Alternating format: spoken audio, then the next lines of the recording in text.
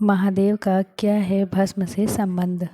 हिंदू मान्यताओं में ब्रह्मा जी को जहाँ सृष्टि की रचयिता कहा गया है, वहीं विष्णु जी संसार को चलाने वाले यानी पालनहार माने गए हैं। लेकिन शिव संसार को नष्ट करने वाले हैं, यानी कि जन्म के बाद अंत दिखाने वाले हैं। इसलिए वे हमेशा शमशान में बैठकर मृत्यु का इंतज़ार करते हैं।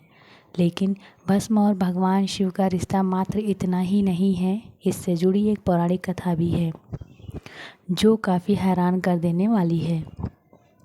भगवान शिव एवं उनकी पहली पत्नी सती के बारे में कौन नहीं जानता।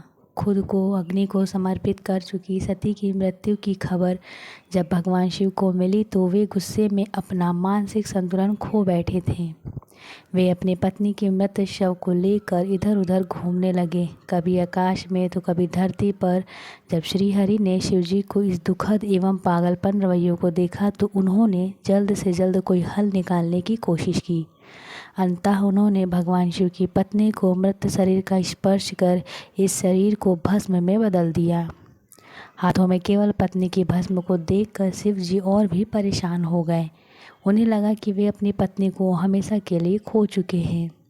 अपनी पत्नी से जुदाई का दर्द शिव जी बर्दाश्त नहीं कर पा रहे थे, लेकिन उनके हाथों में उस समय भस्म के अलावा और कुछ नहीं था।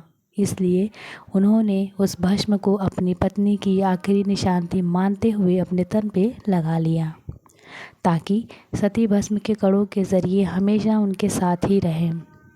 हिंदू धर्म में शिव जी की बड़ी महिमा है। शिव जी का ना आदि है ना अंत है।